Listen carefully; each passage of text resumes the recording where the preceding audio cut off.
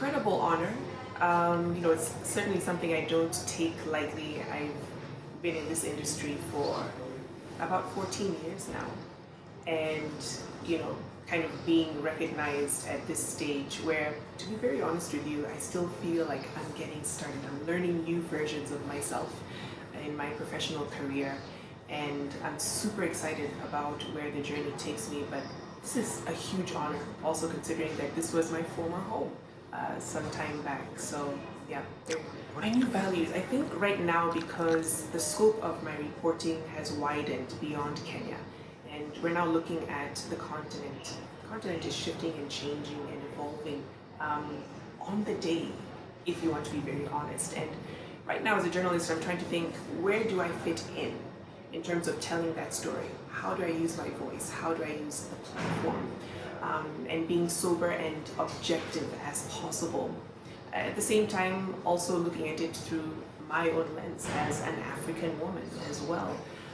So it's an exciting new journey, and I hope through my reporting it resonates with the people that see it.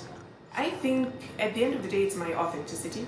I get that a lot from people, from when I first started my career back in radio, and this cut across through television and where I am now. People said, we can feel and we can see you in your storytelling, in the interviews that you do. You bring yourself, you are yourself. And I feel people have been able to connect to that no matter where I work, no matter which network I represent. They know they can get that level of authenticity from me. And it's the trust, that they built over time in me, in my brand, in my storytelling. It starts with the gym. I believe kind of taking care of your physical body is extremely important. It also kind of flows into your mind as well. When you have a clear mind and you've ticked off something that you can consider really difficult and rigorous early in the day, it sets you up for a fantastic flow for the rest of what you do. From there, head into the office, at least where I work now. You're following on the top stories of the day. I'm also on the news side in the organization that I work on. And we cover the top stories, and I give links and updates on the top of the hour in the morning hours. In the afternoon, I have my lunch, and then back into it in terms of research following the news stories of the day. It's very different from the local media, where I used to be a news anchor. You're in studio in the evenings, and so I've had to kind of shift my way of working and operating. But like I said earlier, it's an exciting new challenge, and I can't wait to see where else it takes me. I would say, funny enough, it was what I did at Nation Media Group, and that was with Victoria's Lounge. It was a show that, at the time, very few people hadn't seen on mainstream Kenyan television.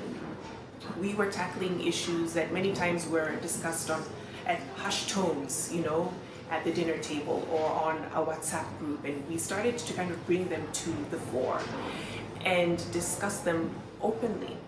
And people kind of felt a connection to me through that show, but then also it opened up society in a way that we hadn't anticipated through mainstream media. We now became that dinner table.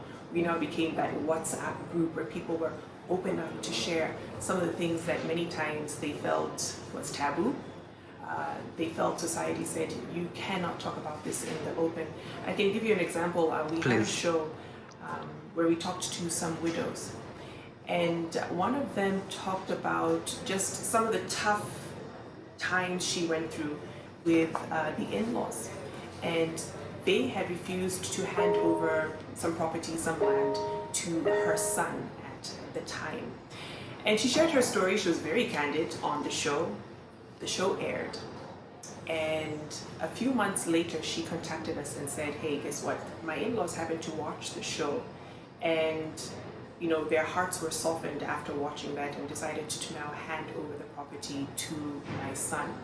Had that platform not been there, I wouldn't have gotten that kind of vindication, and my son getting what was rightfully his. And we have countless other stories of individuals who were impacted by the topics that we discussed on the show. But it certainly opened up a space, and I was talking to my producer who, was kind of leading the way at the time, and we just said how groundbreaking the show was, because we're beginning to see that format of discussion take on and take off on digital media. So it's really interesting what we were able to do at that time with mainstream media and the show.